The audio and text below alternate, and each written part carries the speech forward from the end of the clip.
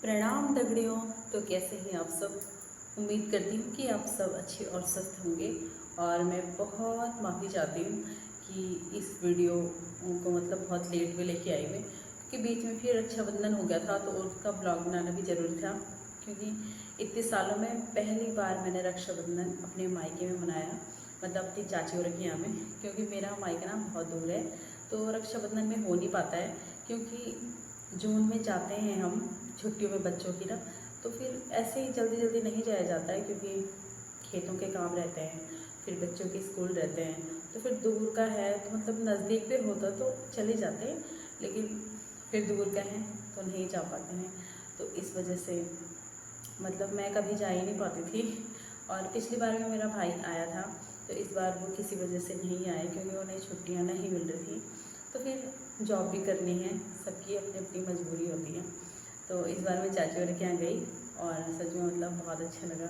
मतलब मायके ऐसा लगा कि सच में मतलब मैं मायके में हूँ, गाँव में, तो अच्छा लगता है। तो इस वजह से मैं ब्लॉग नहीं बना पाई।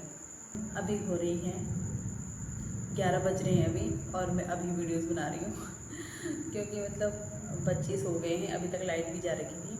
तो फिर मतलब मैं रात की वीडियो बना रही हूँ क्योंकि दिन में टाइम नहीं लगता है इतना। तो कभी कभी लग जाता है, तो ऐसी वीडियोस मतलब रात को बनाओ कोई दिक्कत नहीं है, लेकिन जो डेली ब्लॉग रहते हैं वो तो दिन में बनाने पड़ते हैं। तो फिर खेतों के काम भी थे, बच्चों के साथ ना टाइम लग जाता है। तो इस वजह से मैंने सोचा आज मैं ट्राई करूँगी कि रात को वीडियो बनाऊँगी। तो इस वजह से फिर दिन में ये भी होता है ना कि कोई आ जाता है अगर ऐसे वीडियो बनाओ तो मतलब डिस्टर्ब होता रहता है, और फिर काम भी बहुत रहता है, तो फिर नहीं हो पाता है। तो इस वजह से, और बाहर हो रही है बहुत बारिश, तो इसलिए बीच बीच में कभी कभी आसमान के गिड़गिड़ाने की आवाज़ भी आ रही होगी, तो उसके लिए माफ़ी चाहती हूँ। बताने जा रही हूँ आपको लव स्टोरी का पार्ट 2 तो पार्ट 2 ही हो गया, मतलब बहुत लंबा है, तो मतलब 2-3 ब्लॉग तो बन ही जाएंगे। तो मेरे हस्बैंड मुझे कॉल करते रहे, और मतलब मैंने भी सोचा चलो मतलब रिश्तेदार भी हैं, कर लेते हैं फ्रेंडशिप के, मतलब इतना कह रहे हैं। वैसे मतलब अच्छे लगे मुझे, मन के बहुत अच्छे हैं, ऐसा नहीं है। मतलब जैसे बचपन से ही ऋषिकेश में रहते हैं ना, तो वैसे बिल्कुल भी नहीं है कि जैसे रहते हैं कि मतलब जो शुरू से शहरों में रहते हैं, मतलब कि उस हिसाब से कि मतलब शहरी लड़कों की तरह शहरी रंग ढंग चाल चलन सब कुछ ऐसा नहीं है। वो बिल्कुल गांव वालों की तरह रहते हैं, और मतलब सिंपल से। तो कोई क्या कहते हैं उसे, कोई एटीट्यूड नहीं, कोई जैसे मतलब बड़ी बड़ी नहीं फेंकते हैं, मतलब नॉर्मल से रहते हैं, सिंपल से।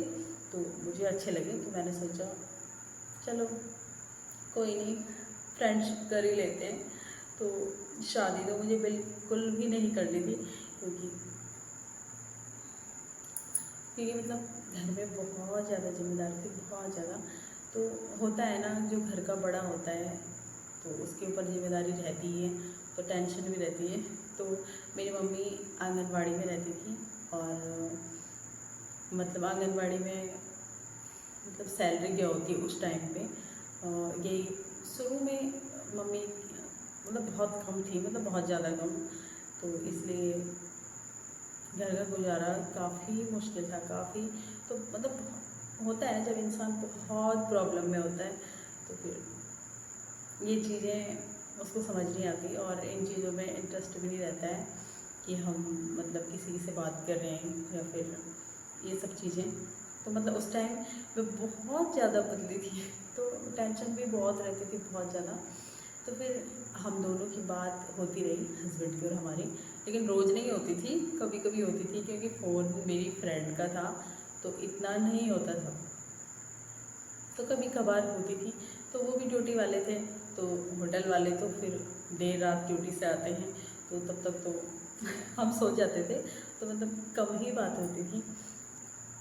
और ना उनका एक ही था, मतलब मेरे हस्बैंड का, कि मतलब मुझे शादी करनी है, मतलब चाहे भले लेट करनी, मतलब मुझे कहते थे कि अगर आपने लेट करनी है, कितने भी साल लेट करनी है, तो मैं वेट कर लूँगा, लेकिन मुझे आपसे शादी करनी है। मैं मतलब कोई ऐसी फ्रेंडशिप या टाइम पास नहीं कर रहा। तो मैं मेरा हस्बैंड था मुझे नहीं करनी है, पर होता है ना जो मतलब होना होता है वो होके ही रहता है ऐसा कुछ। तो फिर उसके बाद वो एक बार उसके बाद आए थे हमारे गांव में तो नहीं आए थे, मतलब उनके जो फ्रेंड हैं वो लड़की देखने आए थे, तो वो उनके साथ आए थे। और उन्होंने मुझे बोला था कि मैं मतलब हमारे गांव से होके जाती हैं उस गांव में जहाँ वो लड़की देखने जा रहे थे। और इत्तेफाक से ना वो लड़की भी मेरी दोस्त निकली। उसी ने जो बात हम बताया कि लड़का आ रखा था मुझे देखने और उसके साथ दूसरा लड़का था, और उसने मुझे ये पूछा कि आप हिमांशु को जानती हैं? मैंने कहा अच्छा। और मेरे फ्रेंड भी थी, तो उन्होंने बोला कि हम लड़की देखने आ रहे हैं। तो मुझे मजाक लगा, मैंने कहा नहीं, मैं कैसे मजाक कर रहे हैं। तो मुझे तब पता लगा जब अगले दिन मेरे हस्बैंड मतलब जहाँ उनके फ्रेंड लड़की देखने आ रखे थे वहाँ से पैदल हमारे गांव आए। तो शोभा कह रही कि हाँ मेरा भाई आ रखा है। मैंने कहा यार मजाक मत कर। मैंने सोचा शोभा भी मजाक कर रही है। तो मतलब मैं सुबह उठी और मतलब एकदम से नज़र पड़ गई वो शोभा और के आंगन में ना ब्रश कर रहे हैं। यार ये तो सच में हम पहुँच रखे हैं। तो मैं तो अंदर भाग गई। और उसके बाद मतलब शोभा ने मेरी बात कराई और उन्होंने बोला कि हमारे जो पानी का नलका है ना, मतलब धारा होता है गांव में, तो वहाँ पे सब पानी के लिए जाते थे। तो उन्होंने बोला मैं घर जा रहा हूँ और तुम आ जाओगी। मतलब मुझे सिर्फ तुम्हें देखना है बस, मतलब बात नहीं करनी है तो मत करना, सिर्फ देखना है मुझे। तो मैं तो सच में बाहर ही नहीं आई। मतलब उस टाइम होता है ना कि बहुत झिझक सी होती है, शर्म सी होती है। उस टाइम फ़ोन वोन भी नहीं था इतना वो कि मतलब बात करने में एक्सपर्ट हो, मतलब नहीं था इतना। तो उस दिन मेरा हाथ भी जला हुआ था और मैंने बहाना बनाया कि मेरा हाथ जल रखा है, मुझे हाथ में दर्द हो रहा है, मैं नहीं आऊँगी मतलब। तो उन्होंने बोला ठीक है बात मत करना, मैं सिर्फ दूर से देखूँगा। लेकिन मैं सच में नहीं गई। और उसके बाद वो जो मतलब ऋषिकेश आ गए, मैं नहीं गई। तो ऋषिकेश आ गए, उन्होंने रात को मुझे फ़ोन किया था और वो इतना गुस्सा हुए थे ना, मतलब बहुत गुस्सा कि मैं इतनी दूर से सिर्फ तुम्हारी वजह से आया, तुम्हारे लिए आया, मतलब तुम थोड़ा भी नहीं मिली। मतलब हुआ ही गुस्सा। 1-2 दिन तक हमारी बात नहीं हुई। तो फिर उन्होंने कॉल किया। फिर मैंने बोला ठीक है फ़ोन नहीं कर रहे हैं, अच्छा होगा।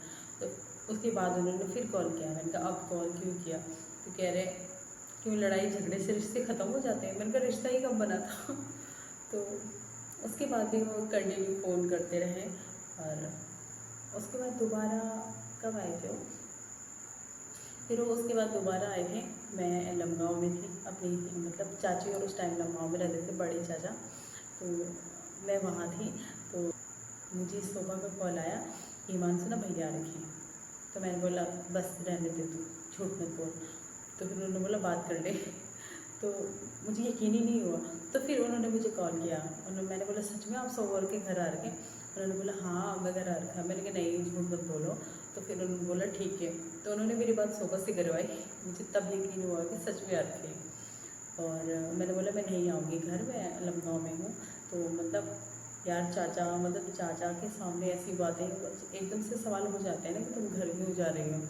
तो उस टाइम तो मतलब इन सब चीज़ों की बहुत ज़रूरत थी। फिर होता है ना कि मतलब चाचा और चाची के सामने ऐसी बातें, मतलब यूँ समझ लो कि बहुत मुश्किल था मेरे लिए, और मैंने नहीं बोला। तो फिर मतलब उन्होंने फ़ोन करते रहे वो, और उस टाइम ना बारिश हो रही थी बहुत ज़्यादा। तो सब ने बोला यार आ जा। तो फिर चाची भी आ गई थी। तो और चाची उनको ना मतलब थोड़ा सा भनक थी, मतलब ज़्यादा नहीं थी, लेकिन ये था कि फ्रेंड है शायद इसलिए, पर पक्का नहीं था कि मतलब ऐसा हो सकता है। तो मैं घर आ गई और पता है मतलब मैं नहीं आने वाली थी, और वो लमगाँव आ गए मार्केट में, और उन्होंने मुझे फ़ोन किया कि मैं तुम्हें लेने आ रहा हूँ, क्यों नहीं आ रही? तो मैंने बोला नहीं आऊँगी मैं। तो वो मेरे चाचा जी के साथ थे, छोटे वाले चाचा जी के साथ, और मैं और मेरा भाई घर जा रहे थे, और हम गाड़ी में बैठे थे, और वो उसी गाड़ी में बैठे घर के लिए, और बहुत बारिश हो रही थी। तो फिर हम घर आए, और खाने खाने के बाद मतलब हम मिले, सोबर में साथ में ही रहते थे। तो मतलब नॉर्मली से जैसे फैमिली रिश्तेदार बैठते हैं, बस ऐसी बात हुई हमारी, थोड़ा बहुत, ज़्यादा नहीं हुई।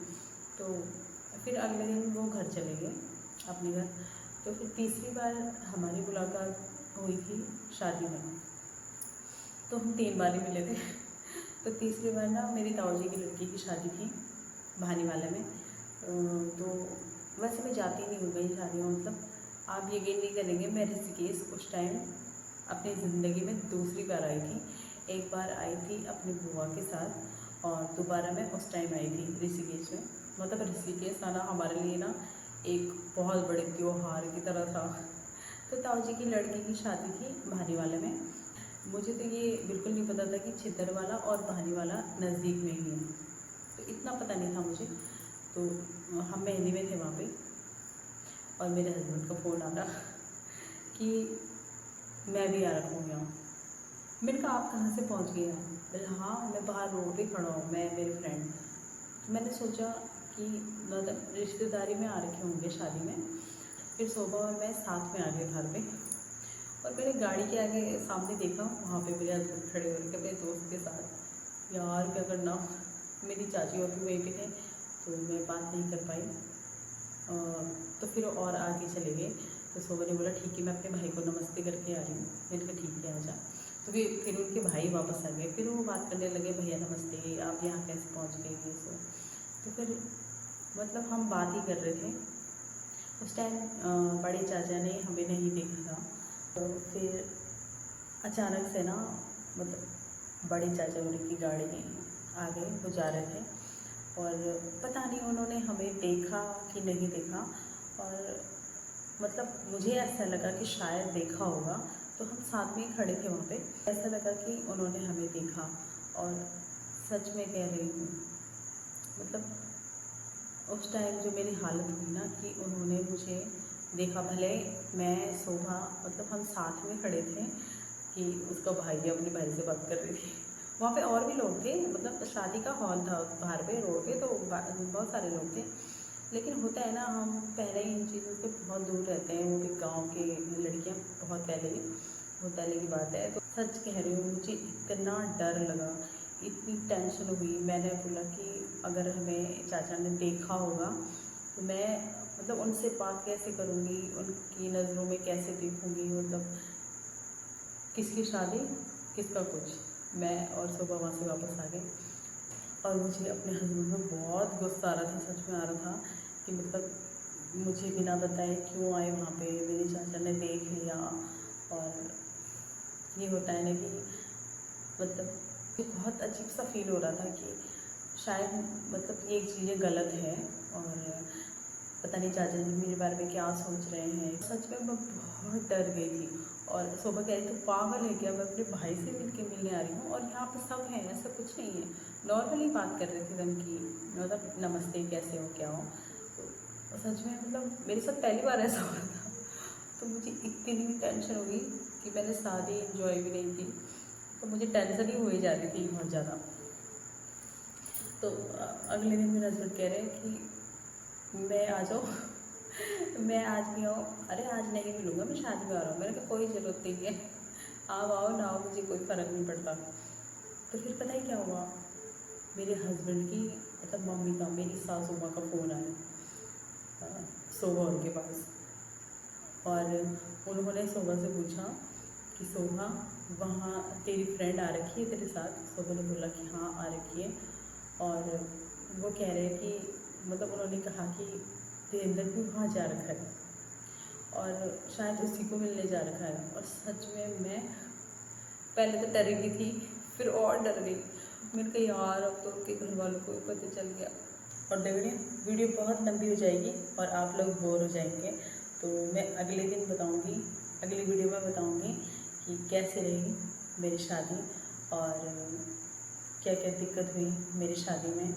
और सबसे ज़्यादा दिक्कत हुई मुझे शादी के बाद अपने ससुराल में। तो मैं आपको ज़रूर बताऊंगी कि क्या क्या हुआ और आप वीडियो देखते रहिएगा। और अगर आपको वीडियो पसंद आएगी तो वीडियो को लाइक भी करिएगा और प्लीज़ चैनल पर नए हैं तो चैनल को सब्सक्राइब भी करिएगा। तो इस वीडियो को यहीं एंड करते हैं, तो मिलते हैं अगली वीडियो में, तब तक के लिए बाय। और आप लोग अपना ध्यान रखिएगा।